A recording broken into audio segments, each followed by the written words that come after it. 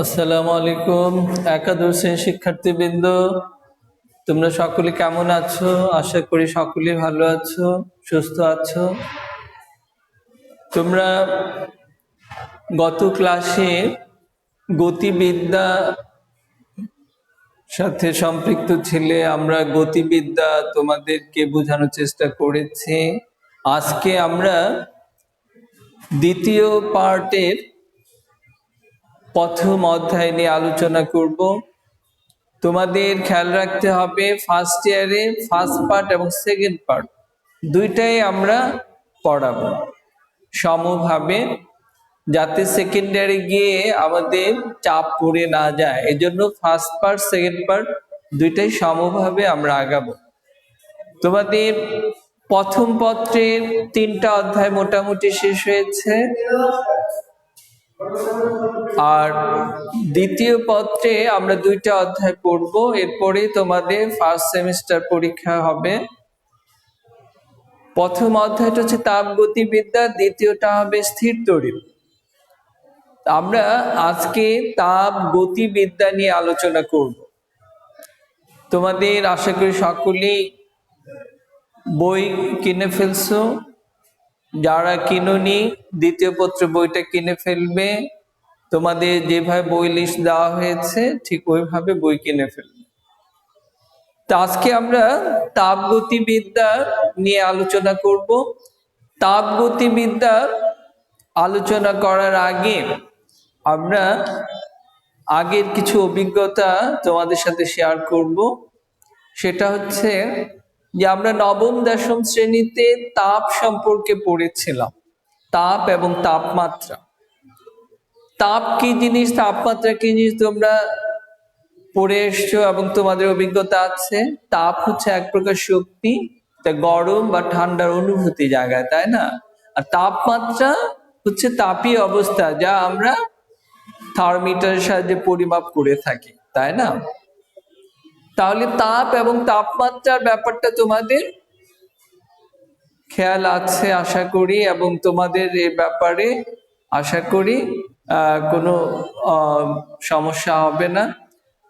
এখন এই তাপ এবং তাপমাত্রার ব্যাপারগুলোই এখানে কাজে আসবে তাপগতিবিদ্যায়। কিন্তু এখানে হচ্ছে যে তোমার তাপমাত্রার সাথে বা তাপের সাথে তোমার কাজ এবং শক্তির যে সম্পর্ক, সেই সম্পর্ক নিয়ে আমরা আলোচনা, এই সম্পর্ক নিয়ে যেখানে আলোচনা করা হয় সেটাই হচ্ছে তাপ গতিবিদ্যা। তাপগতিবিদ্যা তাহলে তোমাদের আশা করি ক্লিয়ার হয়ে গেছে যে তাপগতিবিদ্যা হচ্ছে তাপ বা তাপমাত্রার সাথে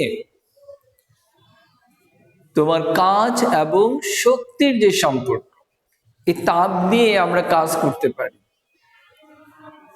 এক শক্তি থেকে অন্য শক্তি রূপান্তরিত করতে পারি। তাহলে এই যে তাপমাত্রার সাথে কাজের যে সম্পর্ক যেখানে আলোচনা করা হয় সেটাই হচ্ছে তাপ গতিবিদ্যা। তাহলে তাপ গতিবিদ্যা অধ্যায়ে আমরা তাপ গতিবিদ্যা প্রথম সূত্র, দ্বিতীয় সূত্র এবং শূন্যতম সূত্রে 3টা সূত্র পড়ব। পাশাপাশি আমরা কার্নোট ইঞ্জিন, তাপীয় ইঞ্জিন, রেফ্রিজারেটর এবং এন্ট্রপি নিয়ে আমরা আলোচনা করব। আজকে আমরা তাপমাত্রার পরিমাপের যে নীতি সেটা নিয়ে আমরা আজকে বিস্তারিত আলোচনা করার চেষ্টা করব। তাপমাত্রা পরিমাপের যে নীতি, সাধারণত আগে দেখা যেত যে কারো জ্বর হলে আমরা হাতের স্পর্শ দ্বারা তার তাপমাত্রা পরিমাপ করার চেষ্টা করতাম, যে তার জ্বর কতটুকু বেশি না কম, কত ডিগ্রি হতে পারে। এটা আগেকার আমলে মানুষ কি করত, এই তাপমান যন্ত্র আবিষ্কারের আগে তারা হাত স্পর্শ করে তারা তাপমাত্রাটা জানার চেষ্টা করত। কিন্তু এই স্পর্শ দ্বারা তাপমাত্রা পরিমাপ এটা তোমার নির্ভুল ছিল না। এই জন্য বৈজ্ঞানিকরা তাপমাত্রা পরিমাপের জন্য থার্মোমিটার আবিষ্কার করার জন্য চেষ্টা করতে থাকেন। এরপরে বৈজ্ঞানিকরা বিভিন্ন তাপমাত্রায় বিভিন্ন বস্তুর যে যে তোমার আচরণের যে একটা পার্থক্য দেখেন, এটা থেকে তারা তাপমিত্তিক বস্তুকে কাজে লাগিয়ে তারা থার্মোমিটার তৈরির চিন্তা ভাবনা করেন। যে কোনো একটা বস্তুকে দেখা যায় যে, ধরে নাও পারদ কি একটা ধাতু, কিন্তু এটা তরল, তাই না? তোমরা সকলেই জানো পারদ একটা ব্যতিক্রমধর্মী ধাতু। পারদের মধ্যে যদি তাপ দেওয়া হয় তাহলে কি হয়? এটার আয়তন বেড়ে যায়। আর যেটা যদি শীতল করা হয় এটা সংকুচিত হয়ে যায়। তাহলে কি হলো? এই যে তোমার তাপমাত্রা পরিমাপের জন্য এই যে তাপমিতিক ধর্ম, যেটা বস্তুর তাপের ফলে ধর্মের পরিবর্তন হয়, এই ধর্মটাকে বৈজ্ঞানিকরা কাজে লাগিয়ে কি করলেন? থার্মোমিটার তৈরি করলেন। এই জন্য বৈজ্ঞানিকরা অনেক ধরনের থার্মোমিটার আবিষ্কার করেছেন। তার মধ্যে আমরা যে থার্মোমিটারটা বেশি চিনি সেটা হচ্ছে পারদ থার্মোমিটার। কারো জ্বর হলে কি করি আমরা? জ্বর হলে আমরা মেডিসিনের দোকান থেকে গিয়ে একটা থার্মোমিটার কিনে নিয়ে আসি, নিয়ে আমরা আমাদের জ্বর মেপে ফেলি যে আমাদের কতটুকু তাপমাত্রা আমার দেহে রয়েছে। তাহলে এই তাপমাত্রাটা নির্ণয় করার জন্য আমরা কি থার্মোমিটার ব্যবহার করি?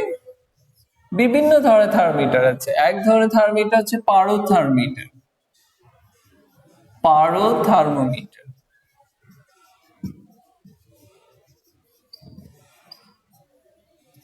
আবার কিছু থার্মোমিটার আছে যে গ্যাসের ধর্মকে কাজে লাগিয়েও আমরা কিছু থার্মোমিটার তৈরি করে থাকি।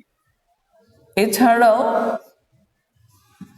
রোদ থার্মোমিটার, তাপমাত্রা রোদেরও পার্থক্য হয়ে যায়, তাই না? কোন একটা পরিবাহী তারের মধ্যে তাপমাত্রা বাড়লে কি রোদ বেড়ে যায়, তাই না? এই যে তাপমাত্রা রোদের ধর্মটা কাজে লাগিয়েও আমরা তাপমাত্রা পরিমাপ করতে পারি। এই জন্য কিছু থার্মোমিটার তৈরি হয়েছে যার নাম হচ্ছে রোদ থার্মোমিটার। এছাড়াও আরো কিছু থার্মোমিটার আছে, বিকিরণ থার্মোমিটার, যাকে বলা হয় পাইরোমিটার বা বিকিরণ থার্মোমিটার। এমন অনেক ধরনের আরো থার্মোমিটার রয়েছে। আমরা এই থার্মোমিটার গুলো আরো বিস্তারিত বইতে পড়ে তোমরা নিও। এগুলো বিভিন্ন ধরনের আরো থার্মোমিটার আছে।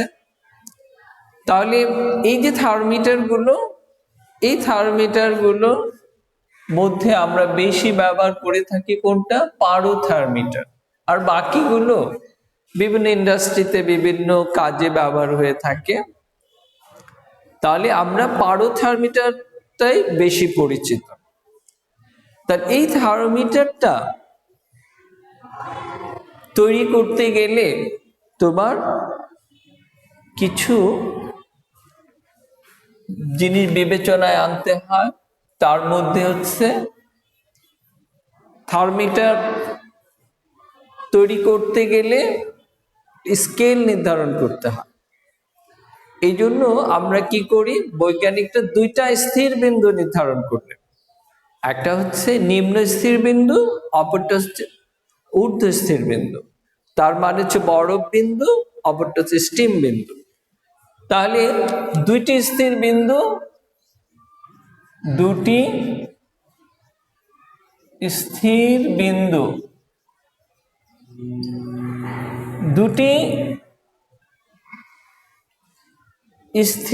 বিন্দু ব্যবহার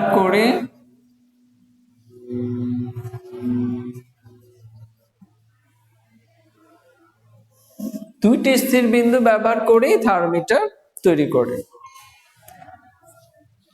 তাহলে প্রথম স্থির বিন্দুটা কি? একটা হচ্ছে নিম্ন স্থির বিন্দু, নিম্ন স্থির বিন্দু বা বরফ বিন্দু, অপরটা হচ্ছে ঊর্ধ্ব স্থির বিন্দু, স্থির বিন্দু বা স্টিম বিন্দু।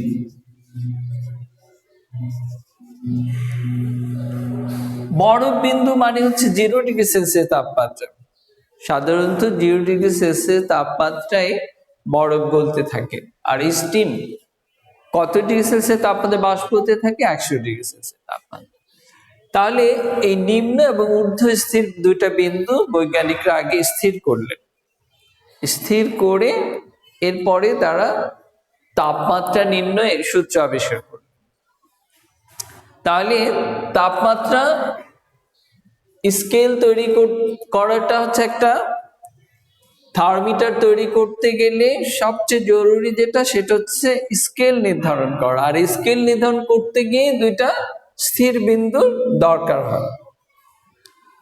তাহলে এখন আমি যদি একটা পারদ থার্মোমিটার তৈরি করতে যাই, তাহলে আমাদের কি করতে হবে? একটা কৌশিক নলের ভিতরে পারদ ঢুকিয়ে এটাকে আমি বরফের মধ্যে রেখে দিলাম। তাহলে কি হলো? বরফটা ধরে নিলাম এটা একটা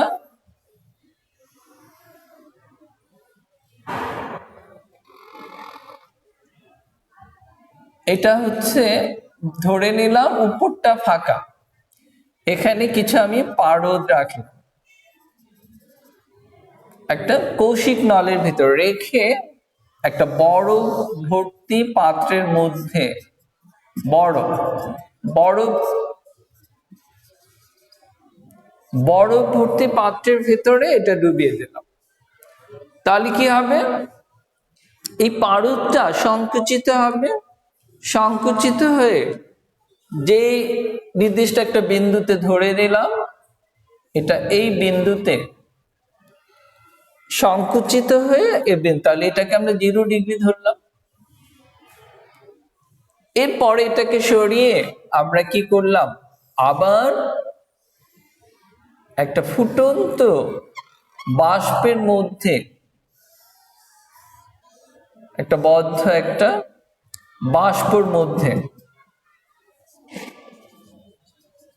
বাষ্পর মধ্যে এটাকে ডুবিয়ে দিলাম।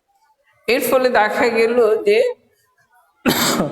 তাপমাত্রার দরুন কি হলো? এই পারদটা আয়তন বৃদ্ধি পেল, আয়তন বৃদ্ধি পেয়ে একদম শেষ চূড়া, একদম শেষ পর্যন্ত উঠে যাচ্ছে। তাহলে এই দৈর্ঘ্যটাকে আমরা ধরে এখানে এই দৈর্ঘ্যে ধরে নিলাম 100°C। তাহলে নিম্নে স্থির বিন্দুটা হলো কত? 0°C। আর ঊর্ধ্ব বিন্দুটা পেলাম আমরা কত? 100°C। তাহলে এই টোটালটা 0 থেকে 100, তার মানে 100°C। তাহলে এটাকে যদি আমি ক্ষুদ্র ক্ষুদ্র ভাগ করে এরকম 100টা ভাগ করে ফেলি, তাহলে প্রতিটা অংশকে আমরা বলবো 1°C। তাহলে প্রতিটা ভাগকে আমরা কি বলবো? 1°C। তাহলে এই 1°C এখন যদি আমি কারো তাপমাত্রা, আচ্ছা সরি, এখন দেখো আমি এটাকে নিম্ন বিন্দু আর ঊর্ধ্ব বিন্দু বের করার পরে আমরা কি করব? এটাকে গলিয়ে এটাকে বন্ধ করে দেব। তো বন্ধ করে দিলে একটা আমাদের পারদ থার্মোমিটার তৈরি হয়ে গেল। এখন এই পারদ থার্মোমিটার দিয়ে যদি আমি তাপমাত্রা মাপতে যাই, তাহলে কোন একটা উত্তপ্ত বস্তুর মধ্যে বা আমার শরীরের মধ্যে আমি যদি এটাকে রাখি, তাহলে দেখা যাবে যে শরীরের তাপমাত্রা এটা কিছু ঊর্ধ্ব দিকে উঠে যাবে। এখন আমি তো এই পুরো অংশটাকে 100 ভাগ করে ফেলছি, 100 ভাগ করে এখন যত তাপমাত্রা ঠিক ওই জায়গায় এটা থেমে যাবে। ধরলাম আমাদের আমাদের কত? 36.9°C। প্রায় কাছাকাছি 37। আমাদের সুস্থ মানুষের শরীরের তাপমাত্রা কত? 36 পয়েন্ট সামথিং। তাহলে এই যে আমরা যখন আমাদের শরীরে তাপমাত্রা মাপতে যাব তখন কি হবে? তখন এই যে পারদটা আস্তে আস্তে উপরে উঠে যাবে, উপরে উঠে যেখানে গিয়ে থেমে যাবে ওইটাই হবে আমাদের দেহের তাপমাত্রা। তাহলে এইভাবে থার্মোমিটার তৈরি করে থাকে। এভাবে রোদ থার্মোমিটার বলো, বিকিরণ থার্মোমিটার বলো, এবং গ্যাস থার্মোমিটার, প্রত্যেকটা থার্মোমিটারই একটা এইভাবেই তৈরি করা হয়। তৈরি করে কি করা হয়? তাপমাত্রা পরিমাপ করা হয়। তাহলে এখন আমরা দেখি সূত্রটা কি হবে। দুইটি স্থির বিন্দুর সাপেক্ষে আমরা কোন সূত্রটা পাবো? দুইটা স্থির বিন্দুর সাপেক্ষে। তাহলে ধরে নিলাম তাপমাত্রিক ধর্ম কোন একটা বস্তুর x, এটা স্টিম বিন্দুতে কত? স্টিম বিন্দুতে তাপমাত্রা এত, এবং বরফ বিন্দুতে কত হবে? x আইস। এটা হচ্ছে সমানুপাতিক n। তার কারণ কি? কি পরিমাণ তাপ দেওয়া হলো সেটা পরিমাণ যদি n হয় তাহলে দুইটা তাপমাত্রা পার্থক্য হচ্ছে x স্টিম মাইনাস x আইস সমানুপাতিক n। আমি n পরিমাণ তাপ দেওয়ার ফলে তাহলে দুইটা বৈশিষ্ট্যের পার্থক্য হবে n এর সমানুপাতিক। তাহলে আমরা এটা কি লিখতে পারি? x স্টিম মাইনাস x আইস, তার মানে ঊর্ধ্ব স্থির বিন্দু মাইনাস নিম্ন স্থির বিন্দু সমান kn। এটাকে আমরা 1 নং সমীকরণ দিয়ে রাখি।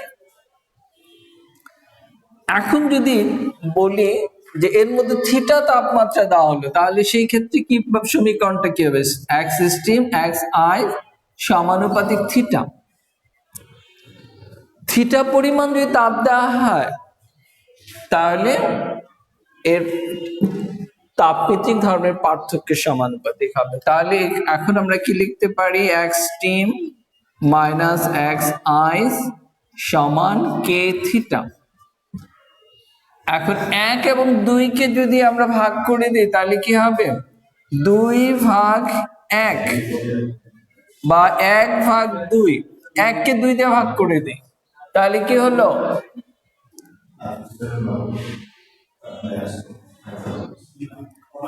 1 কে যদি আমরা সরি এখানে যে থিটা বলছেন স্টিম হবে না, এখানে x থিটা হবে। x থিটা, যেহেতু আমরা থিটা লিখলে থিটা পরিমাণ তাপ দিয়েছে এজন্য x থিটা। তাহলে এখন আমাদের 2 কে 1 দ্বারা বা 1 কে 2 দ্বারা একটা ভাগ করলে হলো, তাহলে 1/2 1 কত? x steam minus x ice divided by x theta minus x ice k n divided by k theta। এখন তো k কে ক্যান্সেল হয়ে যাবে, অতএব থিটা সমান কি হবে? x theta minus x ice divided by x steam minus x ice into n। এটাই হলো দুইটি স্থির বিন্দু ব্যবহার করে থার্মোমিটারের সমীকরণ। দুইটি স্থির বিন্দু ব্যবহার করে থার্মোমিটারের মূল সমীকরণ হচ্ছে এটা। তাহলে এখন আমরা চলে আসি এই সমীকরণটা বিভিন্ন থার্মোমিটারের ক্ষেত্রে এই একই থাকবে, শুধু তোমার সামান্য একটু পার্থক্য হবে। সেই পার্থক্যটা কোথায় সেটা আমরা দেখছি।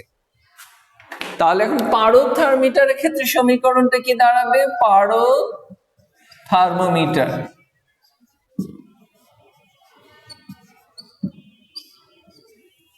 পারদ থার্মোমিটারের ক্ষেত্রে দাঁড়াবে থিটা সমান x। এখানে x না হয় যেহেতু পারদে কি হয়? দৈর্ঘ্য বরাবর বৃদ্ধি পায়, তাই না? একটা কৌশিক নলের মধ্যে যদি পারদটা থাকে, যখন তাপমাত্রা বৃদ্ধি পায় এটা দৈর্ঘ্য বরাবর বৃদ্ধি, তখন এটাকে আমরা কি বলি? l theta minus l ice divide by l steam minus l ice into 100। তার কারণ কি? আমরা ঊর্ধ্বস্থির বিন্দু কত ধরেছিলাম? 100। আচ্ছা, এখন যদি বলি আমরা গ্যাস থার্মিটার ক্ষেত্রে তখন কি হবে? থিটা সমান স্থির আয়তনে যদি হয় তাহলে এই ক্ষেত্রে হবে পি, চাপ এখানে কতটুকু চাপ সেটা আমরা নির্ণয় করব। P ice P theta P steam minus P ice into 100। ঠিক অনুরূপ ভাবে যদি আমরা রো থার্মিটারের কথা বলি, রো থার্মিটার সেই ক্ষেত্রে কি হবে? থিটা সমান আর ব্যবহার রোধ রেজিস্ট্যান্স, তাহলে R theta minus R ice divide by R steam minus R ice. ঠিক অনুরূপ ভাবে থার্মোকাপলের সাহায্যে যদি করে, থার্মোকাপল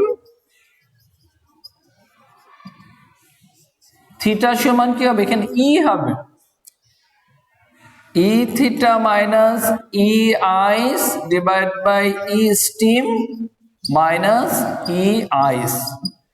তাহলে দেখো আমরা তাপমাত্রা পরিমাপের বিভিন্ন সমীকরণ পেয়ে গেল। এটা হচ্ছে মূল সমীকরণ। এখান থেকে আমরা বিভিন্ন থার্মিটারের ক্ষেত্রে বিভিন্ন সমীকরণ পেয়ে গেলাম, শুধু সামান্য পার্থক্য। আমরা এই সমীকরণটা এক্স এর পরিবর্তে আমরা কি লিখবো? পারথর্মিটার আর লিখবো, গ্যাস থার্মিটার পি লিখবো, রোধ থার্মিটার আর লিখবো, থার্মোকাপলের ক্ষেত্রে ই লিখবো। এই হচ্ছে পার্থক্য। তাহলে এই সমীকরণগুলো তোমরা মনে রাখবে। এখন এই সমীকরণ দিয়ে যদি তোমাদের আমি একটা অঙ্ক করতে দেই তাহলে তোমরা আশা করি পারবে। ধরে নাও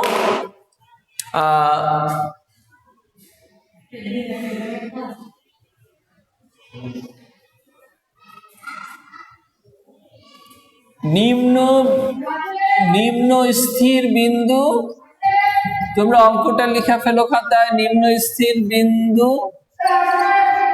তে রোধ হয় কত? 4.5 ওহম। ঊর্ধ্ব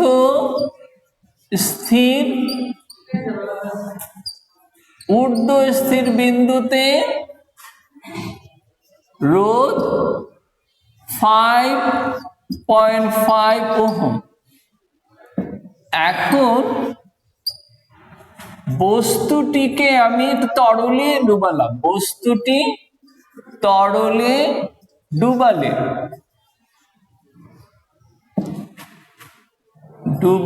রোধ হয় 6.2 ওহম। তাহলে তরলের তাপমাত্রা কত? দেখো আমরা তাপমাত্রা এতগুলো স্কেল আমরা দেখালাম, এতগুলো সমীকরণ দেখালাম। এখন এখানে কোন সমীকরণটা ব্যবহার হবে তোমরা একটু চিন্তা করে দেখো। আমি কি বলেছি? নিম্ন স্থির বিন্দুতে রোধ হলো 4.5, ঊর্ধ্ব স্থির বিন্দুতে রোধ হলো 5.5। এখন এই বস্তুটাকে আমরা তরলে নিমজ্জিত করলাম, তার মানে কি বস্তুটা তোমার তরলের মধ্যে নিমজ্জিত করলেও একটা রোধ দেখা দেয়, এই রোধটা আরো বেড়ে যায়। তার মানে কি ওখানে তাপমাত্রা বেশি ছিল, আমরা জানি তাপ বাড়লে রোধ বাড়ে। তাহলে ওই তরলের তাপমাত্রাটা কত ছিল? তাহলে দেখো আমরা তরলের তাপমাত্রাটা আমরা রোধ থার্মিটারের সাথে বের করবো। তার কারণ হচ্ছে এখানে বলেছে যে তোমার বিভিন্ন রোধের মান দেওয়া আছে। তাহলে এখন আমরা অঙ্কটা কিভাবে করব? একটু আগে আমরা যে রোধের সূত্রটা লিখেছি সেই সূত্রটা তোমরা একটু লিখো তো তাড়াতাড়ি। থিটা সমান কি হবে? থিটা সমান আর থিটা মাইনাস আর আইস আর স্টিম মাইনাস আর আইস। তাহলে দেখো আমাদের এখানে মানগুলো কি হবে। আমাদের আর থিটাটা কত? আর থিটা মানে যেই তরলে আমরা ডুবিয়েছিলাম সেটা রোধ কত ছিল? 6.2। তাহলে আর থিটাটা হবে এখানে লিখে নেবে এখানে, এবং তোমরা কথাটা ওইভাবে লিখবা, এখানে তরলের রোধ এখানে লিখে নেবা 6.2 ওহম। নিম্ন স্থির বিন্দুতে রোধ কত ছিল, তার মানে আর আইস 4.5 এবং আর স্টিম কত 5.5 ওহম। এই মানগুলো বসিয়ে দাও, আমাদের তাপমাত্রা বের হয়ে যাবে। তাহলে এখানে 6.2 মাইনাস 4.5, 5.5 মাইনাস 4.5, এটা ক্যালকুলেশন করলেই তোমরা তাপমাত্রাটা পেয়ে যাবে। তাহলে দেখো, আমাদের কোনো বস্তু তাপমাত্রা নির্ণয় করতে গেলে আমাদের দুইটা স্থির বিন্দুর প্রয়োজন হয়। আচ্ছা, এছাড়াও বৈজ্ঞানিকরা দেখলেন যে দুইটা স্থির বিন্দু দিয়ে তাপমাত্রা নির্ণয় করতে গেলে অনেক সময় আমাদের কিছু সমস্যায় পড়তে হয়। এই জন্য তারা আবার একটি স্থির বিন্দু দিয়েও তাপমাত্রা পরিমাপের স্কেল আবিষ্কার করেছে, সেটা হলো ত্রৈধ বিন্দু দিয়ে। তোমরা ত্রৈধ বিন্দুটা 9 10 পড়ে আসছো, জানো ত্রৈধ বিন্দুটা কি? ত্রৈধ বিন্দু সাধারণত কঠিন, তরল ও বায়বীয়। পানি কি 3 অবস্থায় অবস্থান করে, তাই না? বরফ হচ্ছে কঠিন, তরল হচ্ছে পানি, বাষ্পীয় হচ্ছে গ্যাস। তাহলে এই পানিটা 3টা অবস্থায় থাকে একটা নির্দিষ্ট চাপে। কঠিন, তরল ও বায়বীয় পানির এই 3টা অবস্থা একটা নির্দিষ্ট তাপমাত্রা সাম্য অবস্থা অবস্থান করে, তাকে আমরা ত্রৈধ বিন্দু বলি। সেই তাপমাত্রা তোমাদের খেয়াল আছে কত? 273.16 কেলভিন, তাই না? এই তাপমাত্রা খেয়াল আছে তো? তাহলে এখন দেখো, এই একটি বিন্দু ব্যবহার করে আমরা তাপমাত্রা স্কেলে যে সূত্রটা, সেটা হচ্ছে যেমন L ডিভাইড বাই LTR, মানে ত্রৈধ বিন্দুতে দৈর্ঘ্য কত, ইন্টু 273.16 এত কেলভিন। তাহলে দেখো, খুব সহজে এখন করা যায়। এখন যদি আমরা গ্যাস থার্মোমিটার ক্ষেত্রে লিখি, তাহলে কি লিখবো? এখানে PTR ইন্টু 273.16 কে। ঠিক অনুরূপভাবে রোধ থার্মোমিটার RTR, ত্রৈধ বিন্দুতে রোধ কত, ইন্টু 273.16 কেলভিন। তাহলে দেখো, আমাদের একটি বিন্দু ব্যবহার করেও, একটি স্থির বিন্দু ব্যবহার করেও আমরা কি তাপমাত্রা নির্ণয় করতে পারি এই সূত্র দিয়ে। আর একটু আগে যেগুলো দেখালাম সেটা ছিল দুইটি স্থির বিন্দু ব্যবহার করে।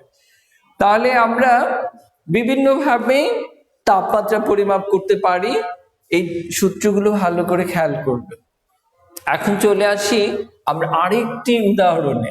তাহলে দেখো, আমরা যখন কোনো সমীকরণ সমাধান করব, পাশাপাশি যদি আমরা উদাহরণগুলো ভালো করে করে ফেলি, তাহলে আমাদের সৃজনশীল করার জন্য সহায়ক হবে।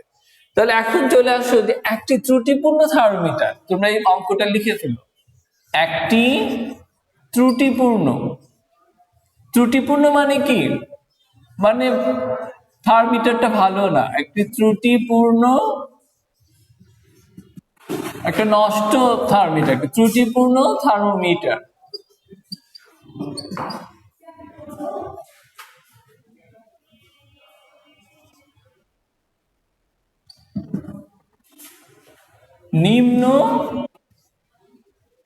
নিম্ন স্থির বিন্দু ও ঊর্ধ্ব স্থির, নিম্ন স্থির বিন্দু 2 ডিগ্রি সেলসিয়াস এবং ঊর্ধ্ব স্থির বিন্দু 98 ডিগ্রি সেলসিয়াস পার্ট দেয়। তাহলে থার্মোমিটারটা কি করলো? নিম্ন স্থির বিন্দু 2 ডিগ্রি পার্ট দেয়, তার মানে কি 0 ডিগ্রি হওয়ার কথা ছিল, কিন্তু দেখা যায় 2 ডিগ্রি দেয়। আবার যখন ঊর্ধ্ব 100 দেখানোর কথা ছিল, সেই জায়গাতে 98 ডিগ্রি সেলসিয়াস পার্ট দেয়। তাহলে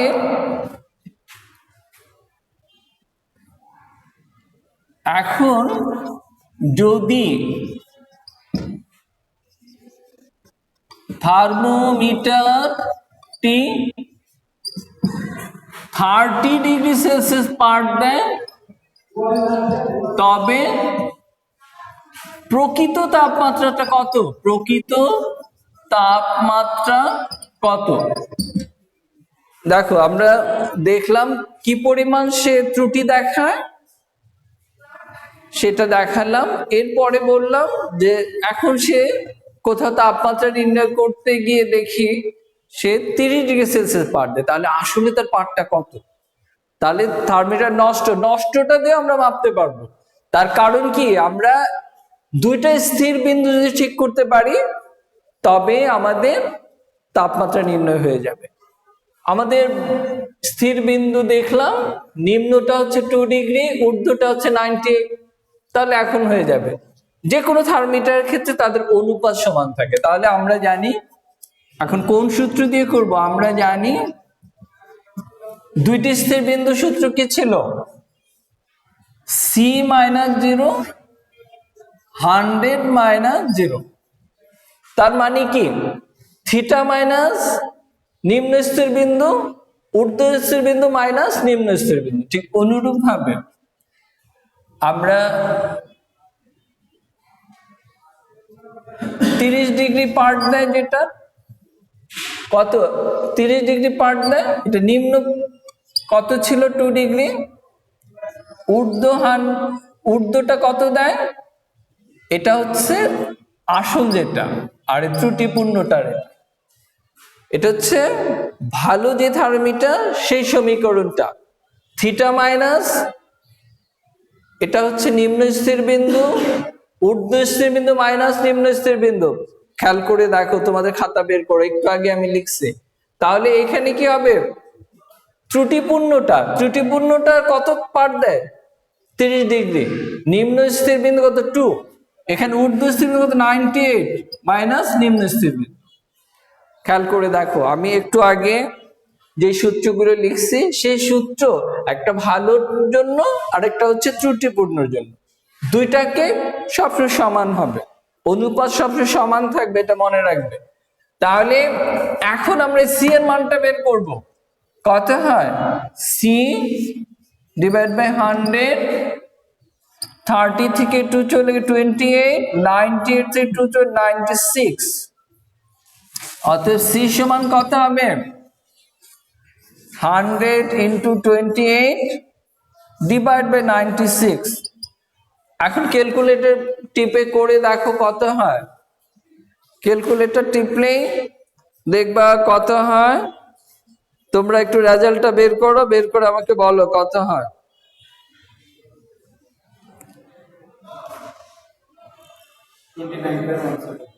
29.17। একজন বললো 29.17। 29.17 দেখি, আমি একটু করে দেখি কত হয়। 2800 ভাগ 96। হ্যাঁ, ঠিকই আছে। তাহলে তোমরা এভাবে অঙ্কগুলো করবে।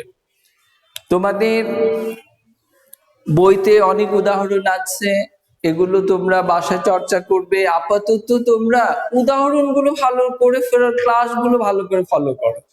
এটাই তোমাদের জন্য এখনকার জন্য পড়াশোনা।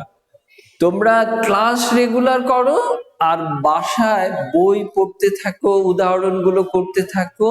আমরা ক্লাসে যা করাচ্ছি অনলাইনে, এগুলোর ধারাবাহিকতা হিসাবে আরেকটু বেশি একটু বই ঘেটে করবে, তাহলে দেখবা যে তোমাদের কোনো সমস্যা থাকবে না।